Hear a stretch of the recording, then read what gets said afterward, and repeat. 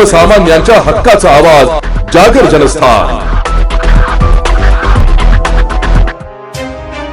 मोदी सरकारने संमत केलेला महिला आरक्षण कायदा हा महिलांच्या सक्षमीकरणासाठी नसून मतदारसंघ पुनर्रचनेचा छुपा अजेंडा राबविण्यासाठी तयार केलेली एक राजकीय धूळफेक आहे, असा घणाघाती आरोप महाराष्ट्र प्रदेश काँग्रेसचे निरीक्षक शरद आहेर यांनी केलाय।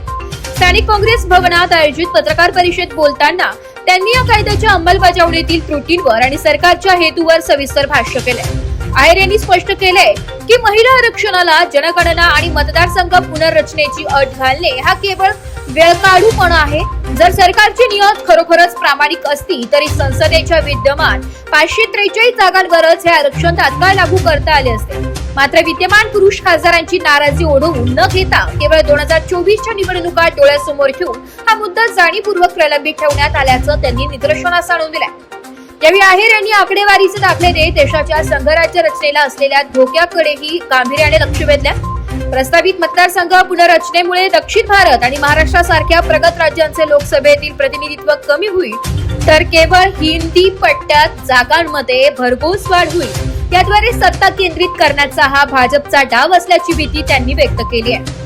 याशिवाय जोपर्यंत या कायद्यात ओबीसी महिलांसाठी स्वतंत्र उपआरक्षणाची तरतूद केली जात नाही तोपर्यंत हे आरक्षण केवळ राजकीय दृष्ट्या प्रस्थापित कुटुंबातील महिलांपुरतेच मर्यादित राहील, हे वास्तवही त्यांनी मांडलंय। त्यामुळे कोणतीही राजकीय खेळी न खेळता आणि राज्यांच्या प्रतिनिधित्वाला धक्का न लावता ओबीसी कोट्यासह महिला आरक्षण विनाविलंब लागू करावे अशी आग्रही मागणी काँग्रेस पक्षाने या पत्रकार परिषदेच्या माध्यमातून केली।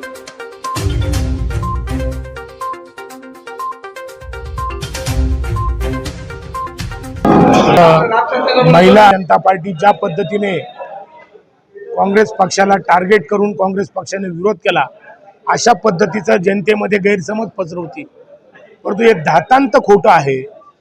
कारण सप्टेंबर 2023 साली महिला विधेयक हे पास झालेलं आहे आणि अधिवेशन 16-17 ला असताना 16 तारखेला त्याचा नोटिफिकेशन सुद्धा निघालेलं आहे। सरकारने जर ठरवलं तर 2023चं महिला आरक्षणाचं बिल हे आत्ता घोषणा करून लागू करू शकतं आणि 2029च्या विधानसभा निवडणुका आणि लोकसभा निवडणुका यांच्यामध्ये 33% आमच्या महिला भगिनींना सरकार हे संधी देऊ शकतं। परंतु सरकार याच्यामधून पळ काढतंय। ते पळ या ठिकाणी जे काही डिलिमिटेशन आपण ज्याला म्हणतो, मतदारसंघाची पुनर्रचना यापासून करतंय। कारण मतदारसंघाची जर पुनर्रचना झाली, ज्या पद्धतीने उत्तर भारतामध्ये सगळ्यात जास्त सीट वाढतील आणि दक्षिण भारतातल्या काही ठिकाणी सीट्स या कमी होतील।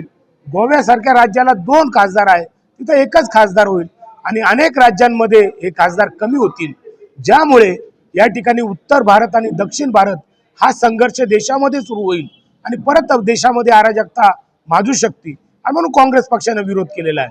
काँग्रेस पक्षाने ज्या पद्धतीने 2011चा सेन्सेस तुम्ही घेता याला विरोध आहे। कारण नवीन जनगणना जे आपल्या 2023ला ज्यावेळेस हे बिल पास केलं तेव्हा जे ठरलेलं आहे तर 2026 पर्यंत झालेली जनगणना आणि कास्ट सेन्सेस जात निहाय जनगणना याचा आधार घेऊन आपण या ठिकाणी मतदारसंघाची पुनर्रचना करा।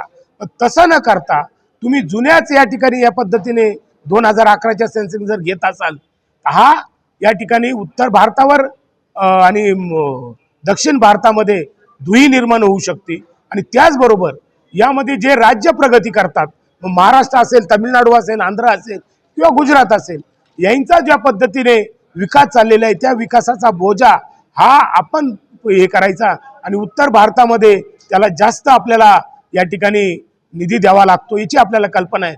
म्हणून ज्या वेळेस उत्तर भारतामध्ये खासदार वाढतील, ते खासदार वाढल्यानंतर या ठिकाणी कुठंतरी भारतीय जनता पार्टी त्यांचा स्वार्थ बघती आणि आयुष्यभर सत्तेत राहण्याचं स्वप्न बघती।